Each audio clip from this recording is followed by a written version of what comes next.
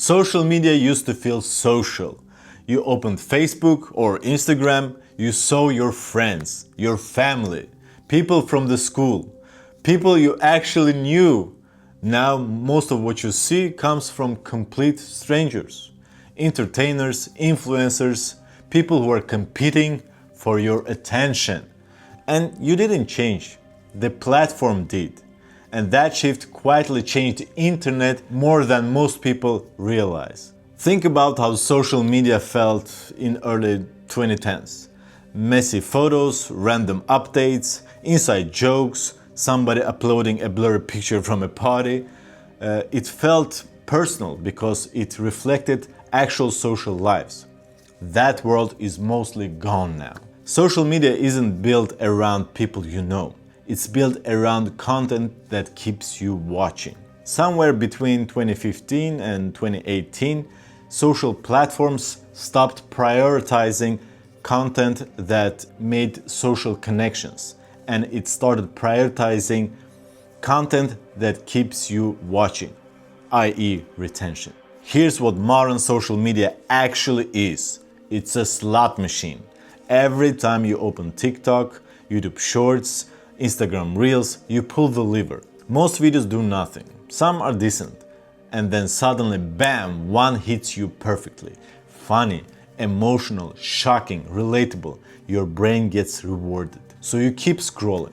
The infinite feed, autoplay, and unpredictable rewards aren't accidental design. They come directly from gambling psychology. Platforms learn that inconsistent rewards are far more addictive than consistent ones. A feed that occasionally gives you something amazing keeps you watching longer than the one that's reliably good. That's why people are not watching social media intentionally. They graze endlessly, waiting for the next thing to give you that hit. And that's why your feed isn't showing you what matters. It shows you what's hardest to stop watching.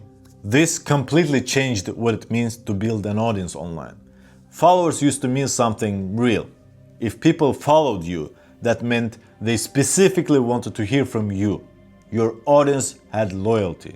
And even average posts still reached people because the relationship itself mattered. That model is totally gone now. Today, content gets distributed based on performance, not connection. A video either catches your attention quickly within few hours, or it disappears. Your audience might see your content or they might not. Every upload essentially starts from zero. A creator with 500,000 followers might get 8,000 views, while a brand new channel might overnight get 5 million views. Followers and reach are no longer connected in any meaningful way.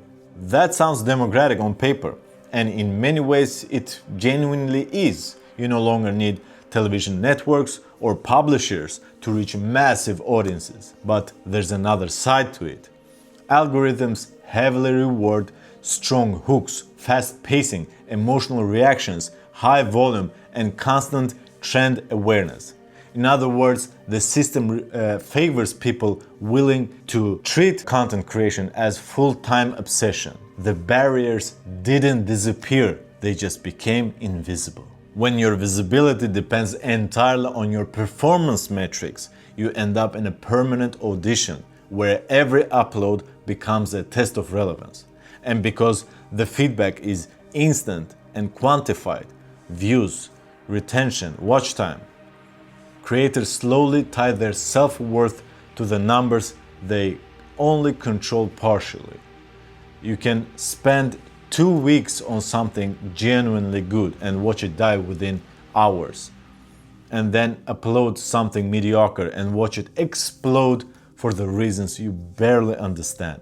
That unpredictability creates a specific kind of anxiety, the feeling that you are always a bad month away from disappearing. Because algorithms also reward consistency, many creators end up trapped in a content treadmill, constantly posting something, not because they have something meaningful to say, but because stopping feels dangerous.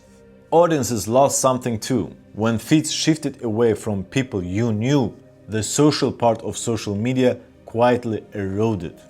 You stopped seeing ordinary lives and start seeing people professionally competing for your attention. Instead of context, familiarity, and real relationships, you get endless streams of optimized strangers.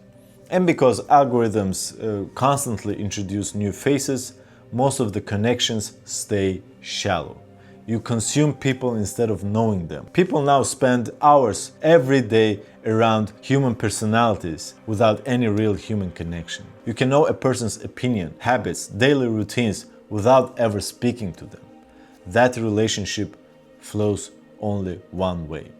So maybe the real question is this: if social media is now fundamentally an entertainment industry, should we finally be honest about what that means? For creators, it means understanding that you are competing in one of the most saturated attention markets in human history, competing not only with other individuals, but also with teams, companies, professional media machines. For audiences, it means recognizing that your attention is constantly being engineered, measured, and optimized.